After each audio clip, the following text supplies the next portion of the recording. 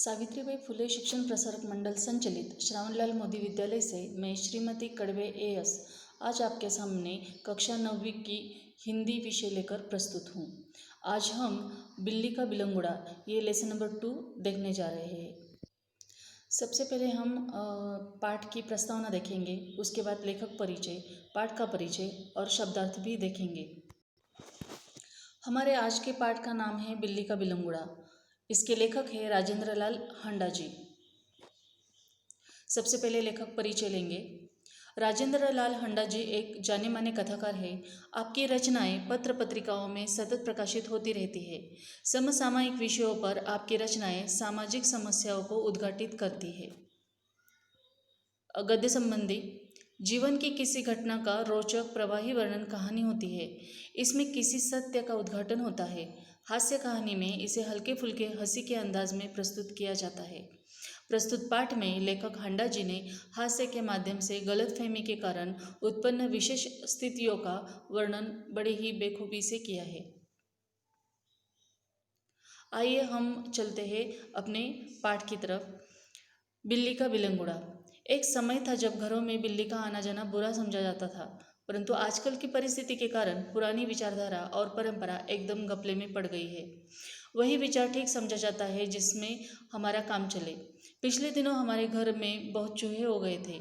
उन्हें घर से निकालने के बहुत तेरे प्रयत्न किए गए, पर हमारी एक न चली। आटे और अनाज के लिए लोहे के ढोल बनवाए गए। यह उपाय कुछ दिनों तक कारगर रहा, परंतु आँख बचाकर चूहे इन ढोलों में भी घुसने लगे। इस समस्या पर कई मित्रों से परामर्श किया गया। आखिर यह फैसला हुआ कि घर में एक बिल्ली पाली जाए। इस प्रस्ताव पर किसी को आपत्ति न थी। देखिए, बिल्ली का बिलंगुड़ा इस पाठ में लेखक कहते हैं कि कुछ धारणाएं होती है समाज में जो परंपरागत रूप से चली आती है। उन धारणा को हम मानते हैं, उसे हम अंधश्रद्धा भी कह सकते हैं। लेकिन जो बातें हमें पहले अंधश्रद्धा लगती थी, बाद में हम उसे ही अपना लेते हैं, है ना। जैसे बिल्ली का घर में आना जाना बुरा समझा जाता था पहले ज़माने में, लेकिन आज हम हमारी सहूलियत के हिसाब से कुछ चीज़ें अपना लेते हैं। जैसे कि लेखक के घर में बहुत सारे चूहे हो गए हैं। चूहों से उनका पूरा परिवार परेशान है, लेकिन इस पर उनको कोई उपाय सूझ ही नहीं रहा है। सब उपाय उन्होंने करके देख लिए। आटे और अनाज के लिए उन्होंने बड़े बड़े लोहे के ढोल बनवाए। ढोल मतलब कनस्तर, बड़े बड़े डिब्बे बनवाए, लेकिन फिर भी चूहे इतने बदमाश थे कि उन कनस्तरों में भी वो चले जाते थे और अनाज खराब कर देते थे।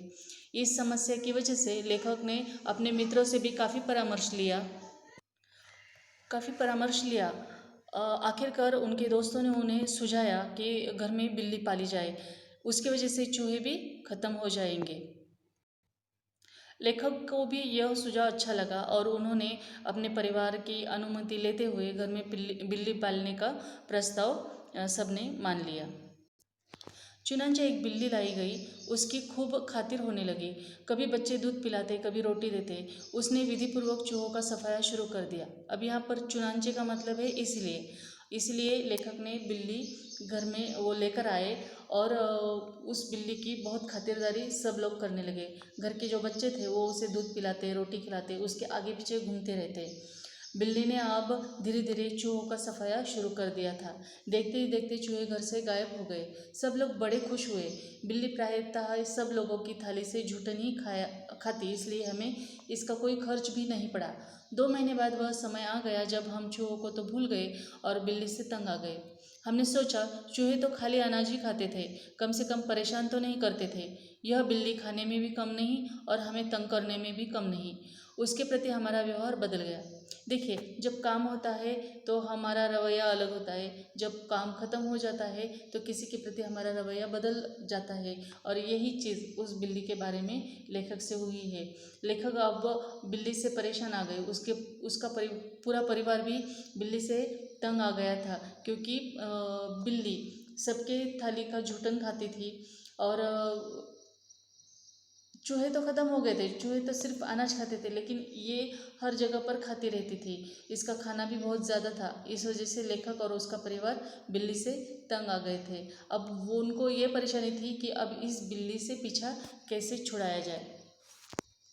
बिल्ली भी कम समझदार जानवर नहीं, जो शेर के काबू में नहीं आई वह हमसे कैसे मात खा जाती। अब देखिए, बिल्ली को हम शेर शेर की मौसी कहते हैं। अब शेर जितनी ही वो ताकतवर तो नहीं, लेकिन समझदार होती है। लेखक और उसके परिवार का रवैया जब बिल्ली के प्रति बदल गया, तब बिल्ली ने भी अपना रवैया बदल दिया। वो पहले लेखक के और उसके परिवार के आगे पीछे घुमा करती थी, लेकिन अब वो रसोई के पास दुबक कर बैठने लगी। मौका मिलते ही वो मज़े से कोई भी चीज़ जो उसको दिखाई दे वो किचन में जाकर खाया करती थी। इस तरह चोरी करते बिल्ली कई बार पकड़ी गई। एक दिन सुबह उठते ही मैं रसोई में कुछ लेने गया, देखता हूँ कि कड़े हुए दूध का दही जो रात को बड़े चाव से जमाया गया था, बिल्ली खूब मज़े से खा रही है। देखिए, हर चीज़ पर अब बिल्ली की नज़र पड़ने लगी। हर चीज़ वो अब ख़राब करने लगी, उसमें मुँह डालने लगी। जो कड़े हुए दूध का दही जमाने के लिए रखा हुआ था, उस पर ही उसने सुबह सुबह ताव मार दिया और वो ख़राब कर दिया। ये देखकर लेखक को उस पर बहुत ज़्यादा गुस्सा आया और इससे कैसे पीछा छुड़ाया जाए, इसलिए वो परेशान होने लगे। लेखक का एक नौकर है अमरू नाम का। उस अमरू नाम के नौकर ने एक थैले में, एक बोरी में 2-3 रोटियां डाल दी। वो रोटियां खाने के लिए बिल्ली जैसे ही उस बोरी में गई, ऊपर से अमरू ने उस बोरी का मुंह रस्सी से बांध लिया। लेखक ने अमरू से कहा कि इस बिल्ली को ऐसे दूर जाकर छोड़ के आओ जहाँ से वो वापस ना आ सके, उसको रास्ते का पता ही ना चले। लेकिन रात काफ़ी हो चुकी थी। लेखक अमरू से कहते हैं कि तुम आज मत जाओ, कल सवेरे जल्दी चले जाना। सुबह होते ही अमरू सबको चाय वाय पिलाने में व्यस्त हो गया। घर का काम करते करते 8 बज गए। लेखक ने उसको याद दिलाया कि तुझे बिल्ली को छोड़ने जाना है, और छोड़ना भी कैसा है, भूली भटियारिन की तरह, जो फिर से रास्ता मालूम न कर पाए, इतनी दूर उसको छोड़ के आना है। बोरी कंधे पर लटका अमरू चल दिया। बात आई गई हो गई। अब लेखक नहाने के लिए निकल गए। अपने सुबह के काम में वे व्यस्त हो गए, क्योंकि उनको दफ्तर जाना था।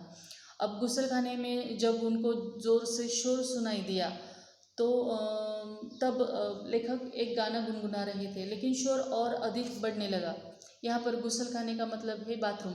बाथरूम में लेखक नहा रहे थे और कुछ गा भी रहे थे। तभी उनके कानों पर शोर पड़ा और उनको सुनाई दिया कि आपका नौकर पकड़ लिया गया है, अगर आप उसे छुड़ाना चाहते हैं तो छप्पर वाले कुएं पर पहुँच जाए। अब लेखक को समझ में नहीं आया कि आखिरकार अमरू को क्यों पकड़ लिया गया है, वो तो बिल्ली को छोड़ने गया है। लेखक सोचते रहे कि पता नहीं अमरू के साथ क्या हुआ होगा, शायद वो किसी से टकरा गया होगा। अब इसके बारे में हम अगले लेक्चर में देखेंगे। ये लेक्चर, ये पाठ हम यहीं पर ख़त्म करते हैं। इस पाठ में जो कठिन शब्द आए हैं वे इस प्रकार: दुत्कारना, तिरस्कार करना। कारगर का मतलब है उपयोगी, प्रभावी। मस्करे के मतलब है हंसोड़ या हंसने वाला। गिरोह का मतलब है समूह। चुनांचे मतलब इसलिए। इसमें कुछ मुहावरे भी आए हैं। सिर चढ़ जाना, उदंडता के लिए खुली छूट देना, टूट पड़ना, झपट पड़ना, व्यस्त होना, तल्लीन होना, परामर्श करना, राय लेना। इसी के साथ ये पाठ यहीं पर समाप्त होता है। बिल्ली का बिलंगुड़ा, इसका दूसरा भाग हम लेक्चर नंबर 3 में देखेंगे। धन्यवाद।